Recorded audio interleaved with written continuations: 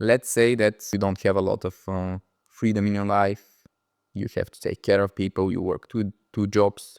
You very rarely have the opportunity to go into nature, which is sad. But once you start really exploring how your body interacts with the environment, you will find that experiences similar to getting lost in forest or sliding down a snowy slope, you have this everywhere in life, you're just not looking for them.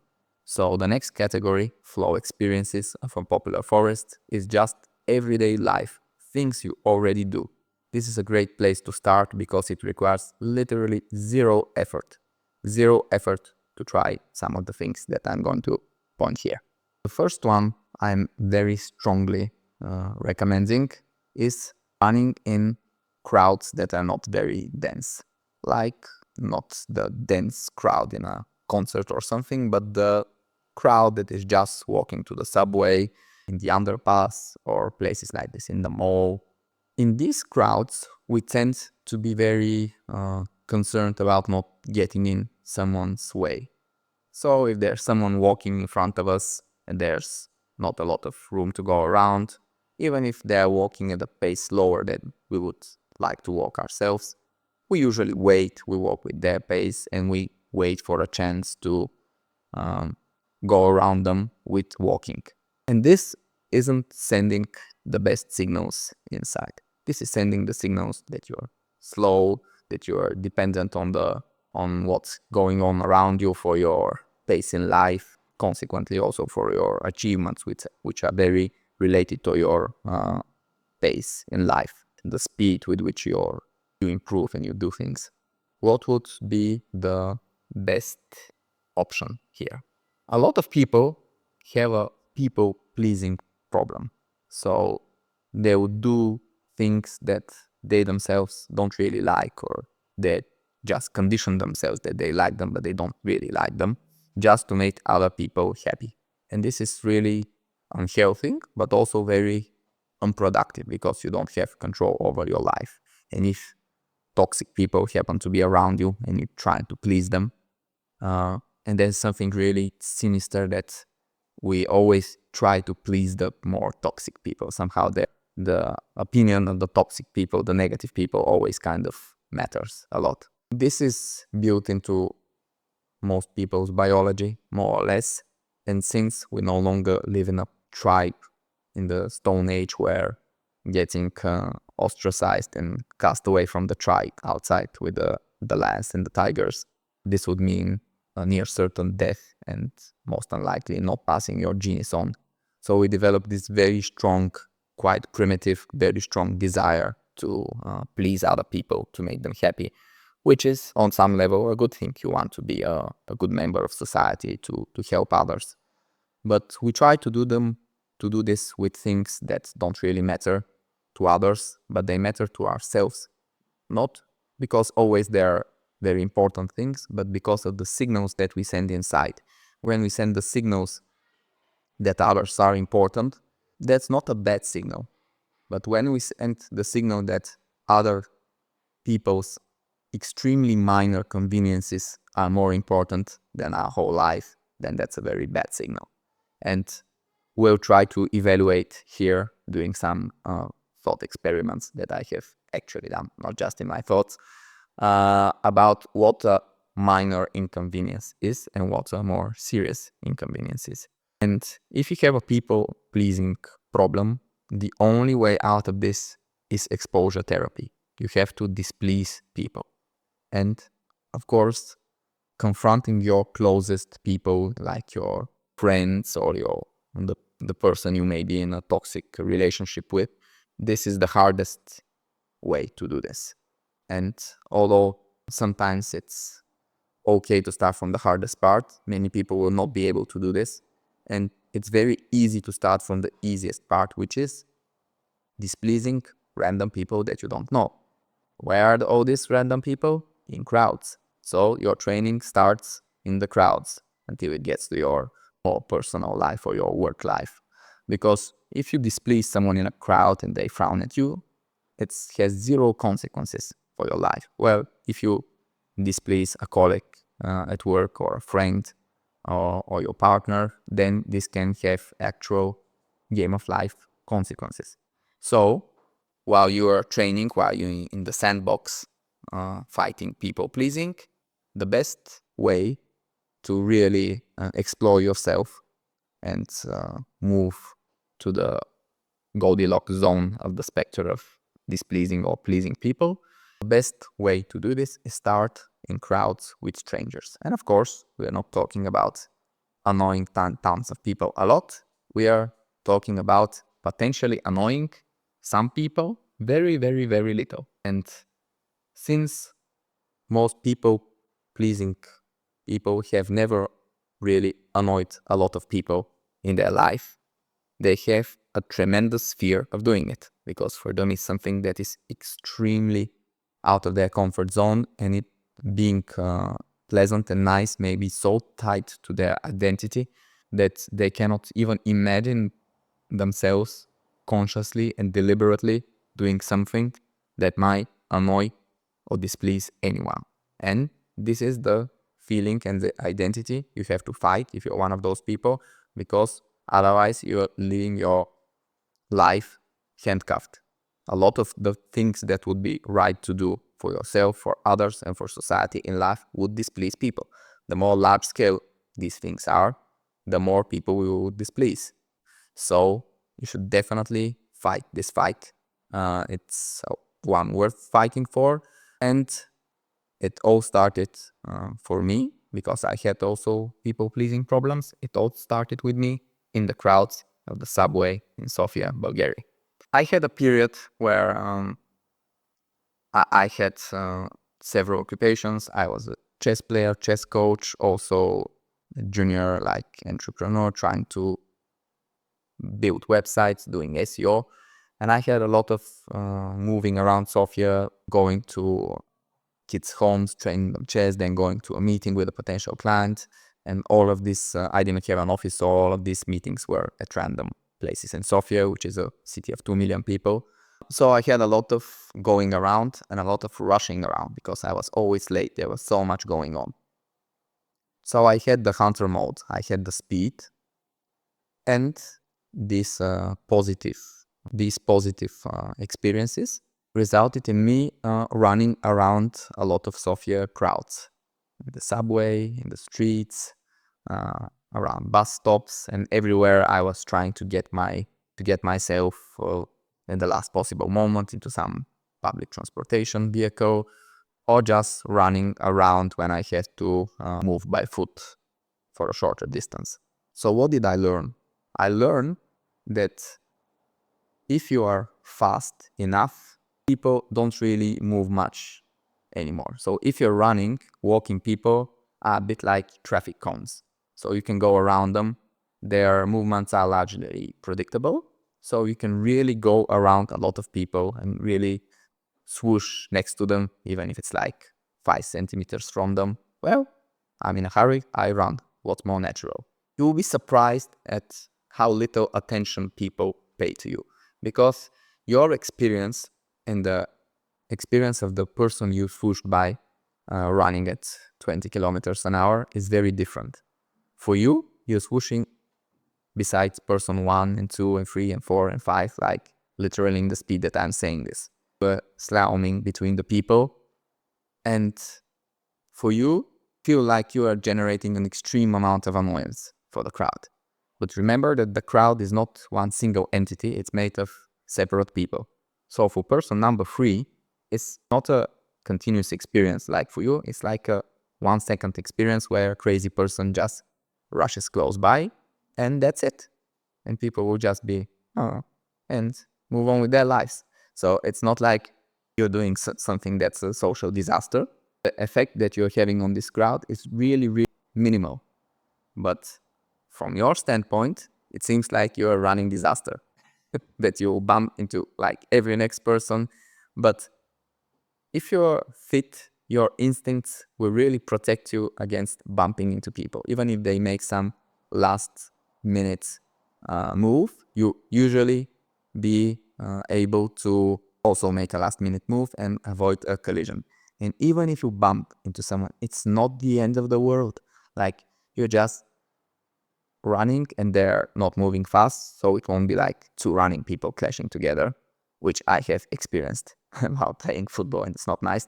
But if you have good instincts, you'll be able to just make the collision softer and hold on to the other person so they don't fall or something. And it's absolutely near zero chance that someone will get injured. Of course, the person may get annoyed, but of course it's their right to be if a crazy person bumps into them. But then you just say sincerely that you're sorry, and life goes on. And in this way, if this ever happens, like I have run in crowds hours, maybe days of my life, and I probably bumped into like 3 people altogether. So it's not like this will happen all the time at all. You learn to keep good balance while running and avoiding bumping into people, and you're sending such amazing signals inside while you're doing this. You're sending the signal that you're fast, that you're capable, that you're agile, but you're also being faster and more committed than other people is okay. And although this is literally not a competition, because the other people, they're static, they're like traffic cones, they are not competing against you, so you cannot call this a competition. It gives you a very good idea about life in general. Most people in life are very static, and you should not look at them and copy. You have the right to be dynamic. You have the right to be fast. It's not craziness, it's a privilege. So also you're giving yourself a very flow experience. Like nothing is more flowy than just doing zigzags between people and almost bumping into people and then not bumping into them and making these turns at the last time and turning yourself, because when you're running with your like front ahead, you're wide, but if there's a narrow gap that you should go through, like between people or between a person and a wall or a column in the subway or between a person and a storefront on the sidewalk, then you can simply run in the normal way, and then at the last possible moment just turn sideways, and your shoulder, when you're sideways, you're much thinner, so you can go through places that you cannot imagine that you'll be able to go until you try this. And yeah, so you should do turns, you twist yourself, and it's an amazing experience. It's so fun. But also, you're not just successful tactically, you're successful strategically, because like when you pass one person and you have already achieved not bumping into them, then you see all of the configuration of the people or how they're moving, and you do a plan how to go through the next part of the crowd and then the next. So you're thinking about the present and the future simultaneously, and it's an amazing flow experience to do this. It's a bit like dancing, like if you go to a dinner and you ate a lot and you don't feel like standing up and dancing, but then when you stand up and you start moving, it's just you turn into a different person, and you're having an amazing evening, moving around, dancing. You forget about how much you ate, and you're having a wonderful time. It's very similar with running in the crowds. While you're just walking and everyone else is walking, it's nothing special. You're just one of the many. And when you start running between the people in the crowd, you are just becoming special. You cannot shake away the feeling that you are special, and it's not in a bad way, because you're not really like denigrating other people in any way. On the contrary, you try not to bump into them, so you're caring about other people all the time, but you're giving yourself this great signal that you can always achieve more, and that you will not abide by the standards of the world, that you are not being average. It's one of the strongest signals that is sending inside, is that you are not average.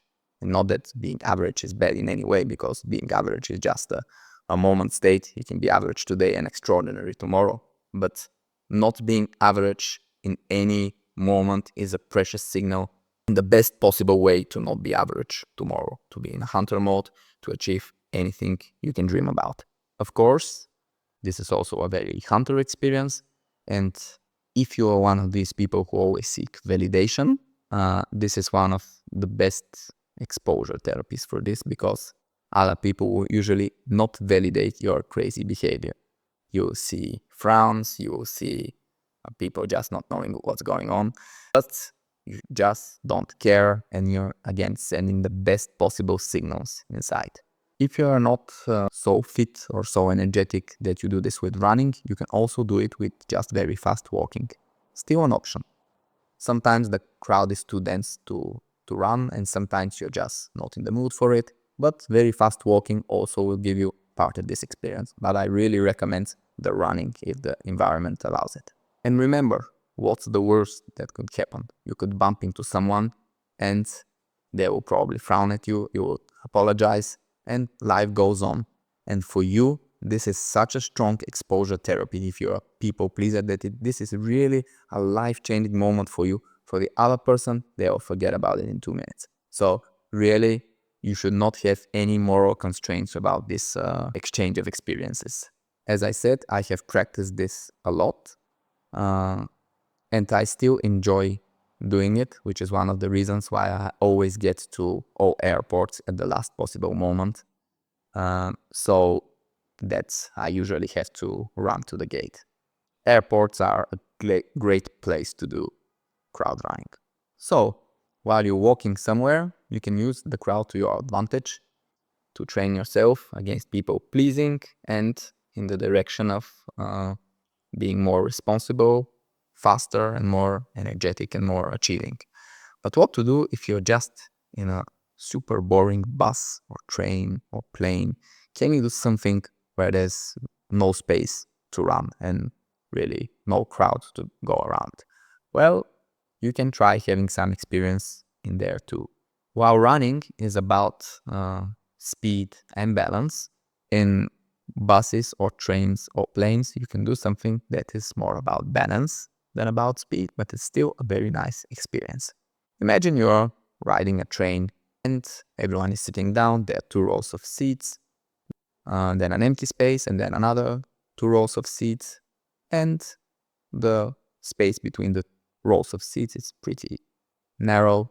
Sometimes in planes it's even more narrow because space is valuable there. And most people go quite slowly when they have to go up to take a walk and go to the toilet or something. They walk pretty slowly and trying not to bump into any knees, elbows, or other body parts that may be sticking out into the hallway. Something you can do is, instead of being slow, you can be fast. You can walk with your top speed or even do small bits of running. And it's quite interesting because you're not doing it on steady ground, and there may be like small movements by the public transportation vehicle that you are in or in the airplane. There may be a tiny bit of turbulence, there may be some movements, and you feel that you're not on steady ground in those cases. You also know it, of course, and this makes it a really good experience to try to be fastest, to go between all of these rows at your fastest walking pace, or even in some cases you can do some slow running. Why is that so special?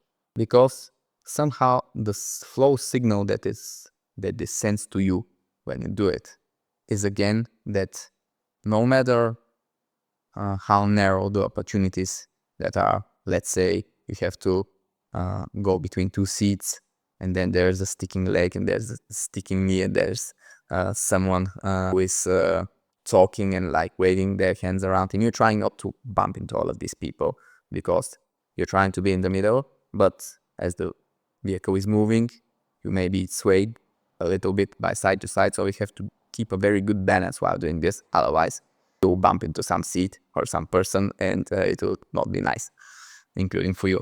So balance is the key to this. So can you do very balanced walk? And it's very interesting how trying to be exactly in the middle of the pathway is a very interesting experience, because you can never be exactly in the middle, especially if it's a bus or a train. It's slightly moving from side to side. There's some swaying motion. It's very interesting to just try to be exactly in the middle with each of your steps. It requires a lot of balance, and you can never achieve to be fully stepping exactly through the middle. But you can achieve trying to do your best with every step, and of course not being swayed and bumping into people. This one is a little harder to describe what special feeling it has, but part of the feeling comes that you're sitting on a seat stiff, and when you get out, stretch yourself, your body really wants to move. So your body will really be enjoying this, especially on an airplane, especially on a longer flight.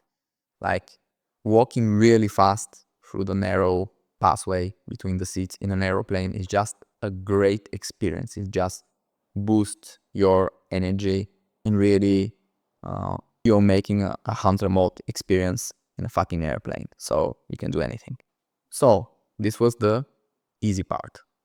Then you have a harder variant of this, which is it works best in buses.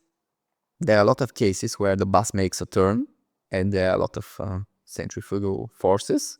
So people, they usually sit, and if they're standing, they will hold on to something.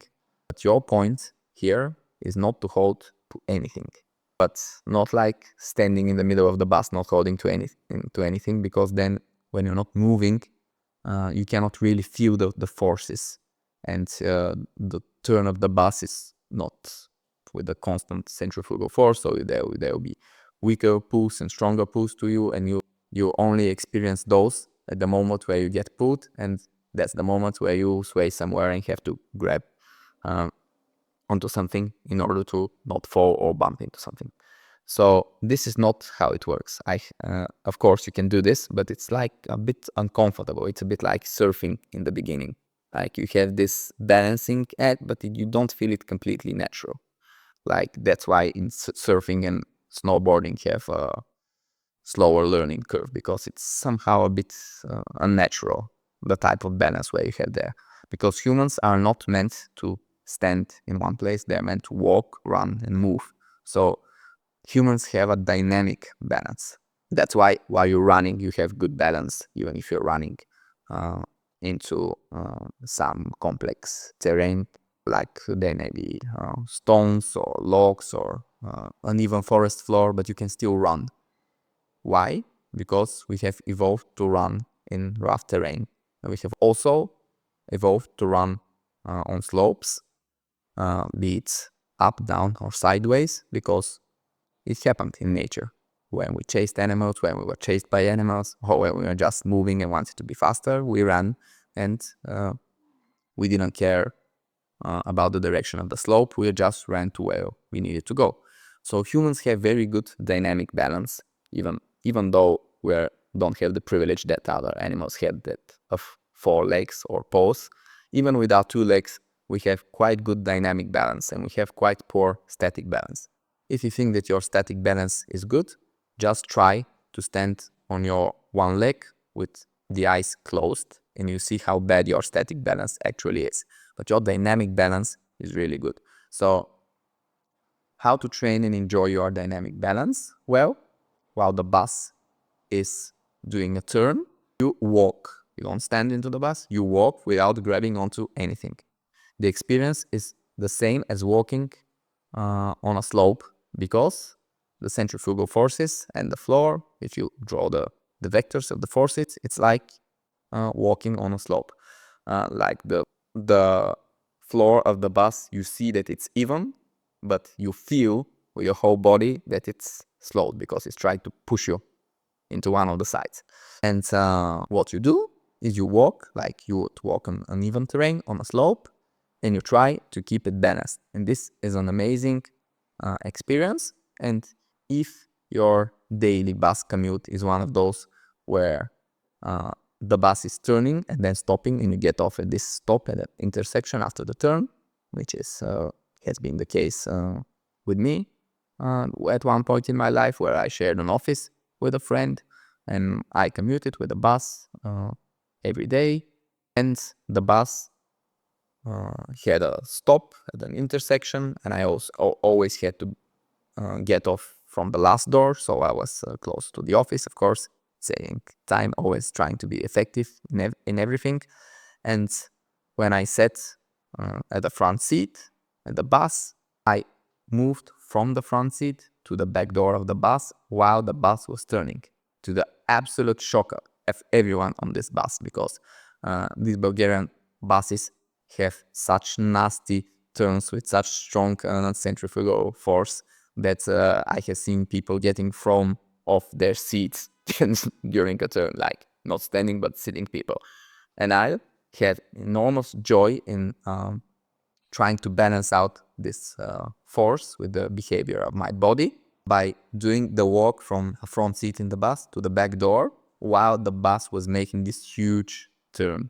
And it was like the bus was turning and I'm like walking like this in order to not fall, because if you walk straight you fall, but if you walk like this you don't fall. And this is an amazing flow experience for the body, because it's like it's a bit like denying reality. You're walking like this on an even floor, you're not falling, but you're feeling stable. So that's definitely something worth exploring. Of course, what's the worst that can happen? You may just bump into the side of the bus or into someone who is standing and grabbing a handle. But in most cases, you just grab something and don't fall. It's not in any way dangerous. It's just fun and it's a flow. So this far, we talked about things that you can do in space. So running, going around things, potentially bumping into things or people. Now let's talk about time. Because boxes and flow, they exist in space, they exist in time. The boxes in time are really more manageable because you cannot change the boxes in the world. There will still be boxes, there will be places, but the boxes in time, you can connect. So if you have a box in time and then another box and then another box and there's nothing in between, it becomes a flow. That's how also stories are just a sequence of events, and events are like boxes, but stories itself are a flow. So it's very important to try to connect your separate boxes in times, your time boxes, your time periods, to connect those into a flow. And here's how you can train yourself to do that.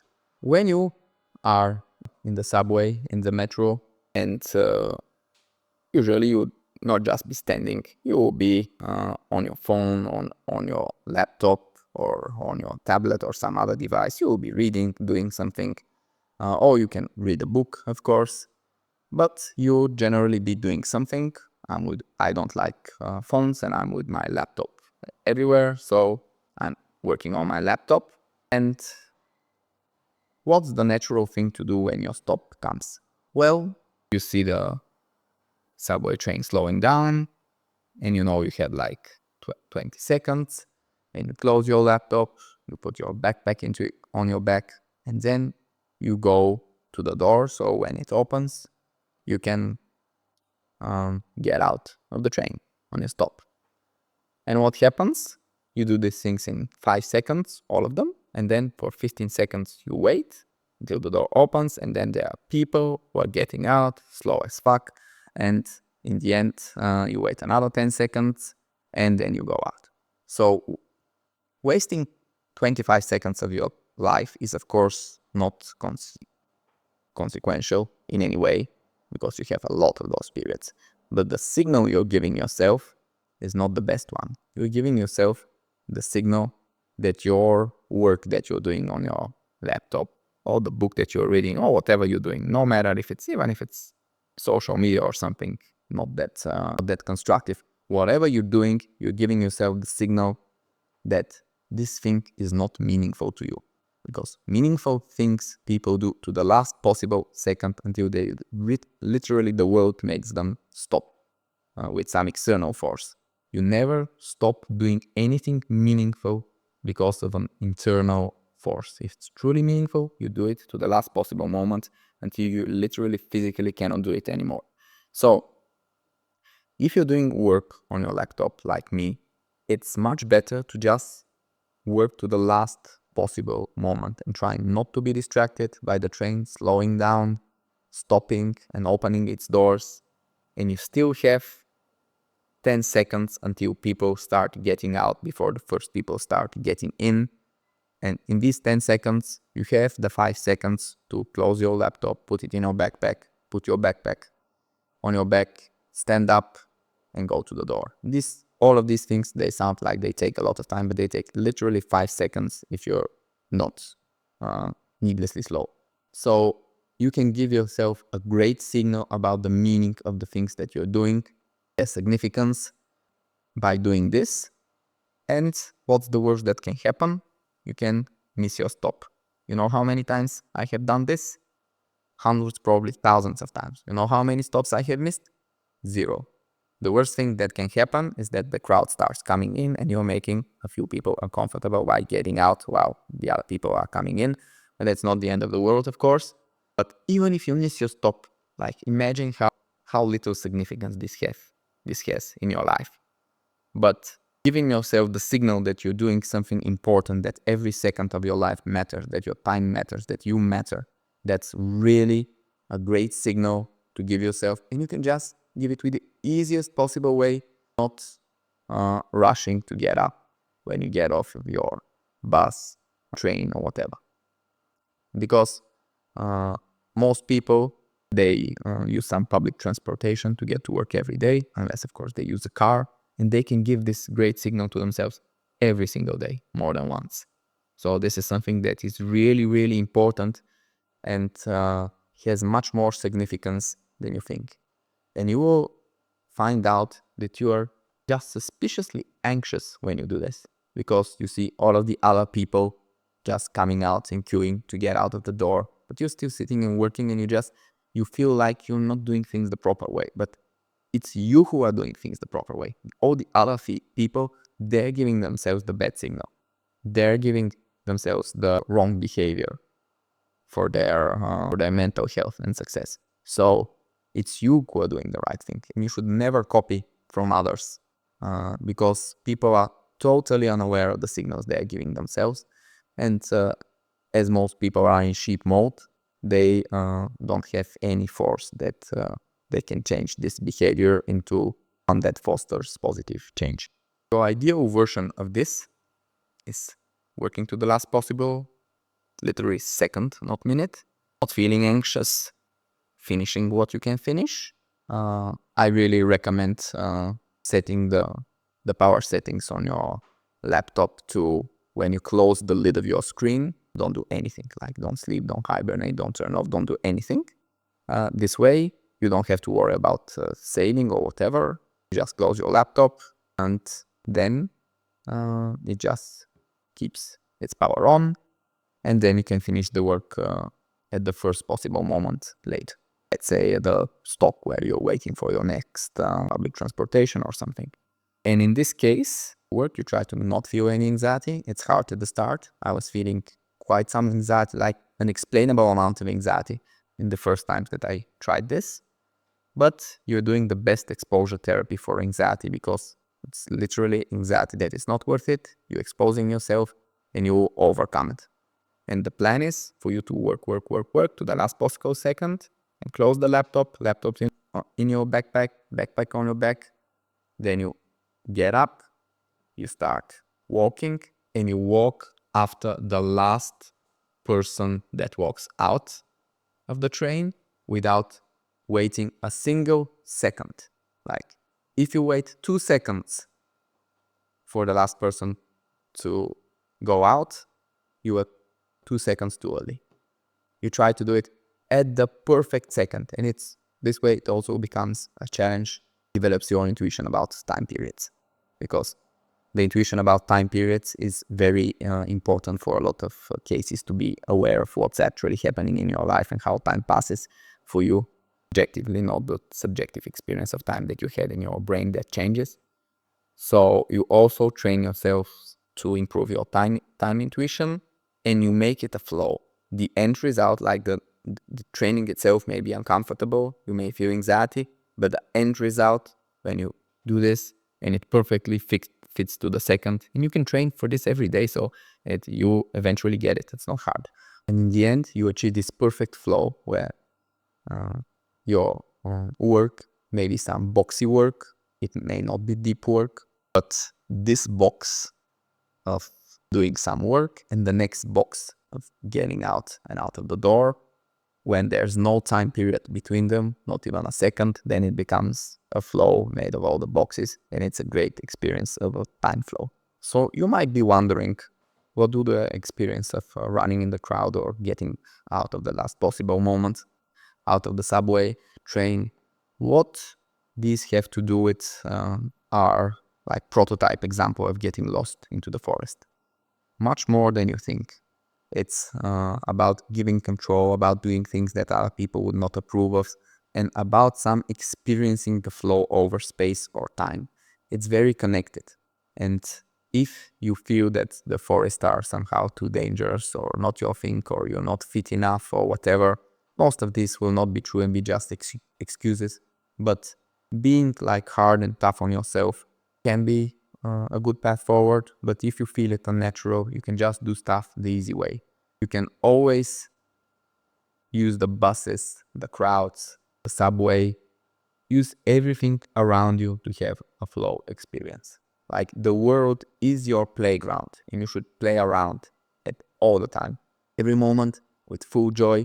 You cannot imagine how much such tiny experiences, that these things seem of tiny significance, right? 3 seconds earlier to get out of the subway. You cannot imagine how much these signals form who you are. Because, as I said in the beginning, I was born a loser. So I had very low confidence, self-esteem. I had such huge psychological insecurities that I started training chess at the age of 8. And first time I ever won a competitive game at a tournament against a player who was stronger than me, even slightly stronger, was when I was 14. So it took me 6 years to somehow even get not the best out of me, but even the average, like the statistical average. That the statistical average says that sometime you should be able to beat a stronger player. But my my psyche was so unstable that whenever I got a good position, I became so nervous, so anxious, and so overloaded with expectations that I would just blow it and lose or draw instead. So it was a very huge psychological barrier. And the things that helped me overcome these barriers in life were not the things that people usually think about when overcoming serious psychological barriers. People think about therapy, people think about self-help books, and these things can help. But what can really help is experience. You need to devise your own experience, and the potential experience are all around you. You just have to open your eyes and see them. The subway, the bus, the plane, the forest, nature, as we'll see in a second, your workplace, everything has potential experiences that send the right signals that you're capable, that you're confident, that you're fast, that you're strong. All of the good signals that you want to send to yourself, they're all around you. You just need interaction. You need to do things differently than other people are doing and not give a shit about what other people would think about your way of doing it. You should find your own unpopular forest and dive straight into them. And the most important thing about this way of life is that you can plan it and you can build habits to do things the flow way. And then you have the greatest cheat code of mentality, which is use planning boxes to experience flows later because you have no other choice. When you have no choice, things happen. If you're running a bit late for everything, then you will run into the crowds and you will have a flow experience.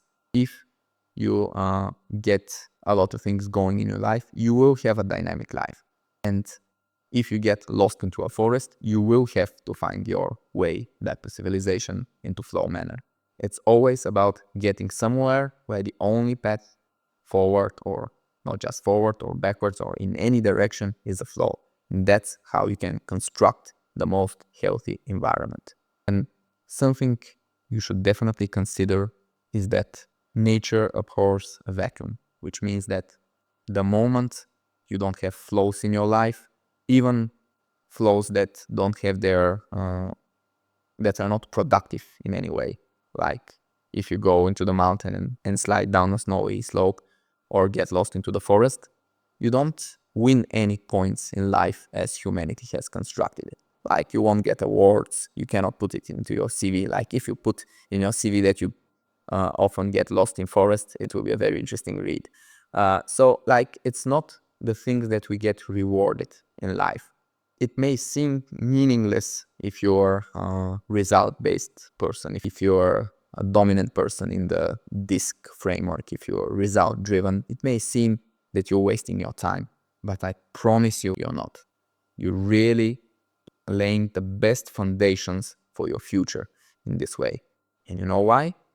Not only because flows are healthy and you develop your right brain and you develop your intuition and all of that, but also because when you have flows, you weaken the boxes in your life. And the boxes are all of the things that are dragging you back. You're weakening your addictions, including the most common one in the current day and age, the addiction people have to their phone, because the phone is a box full of boxes, is the epitome of the box problem. And when your life is a flow, you don't have the same urge to look at your phone, because looking at your phone is just coping mechanism for insecurities, anxieties, and lack of meaning and other problems in your mental health.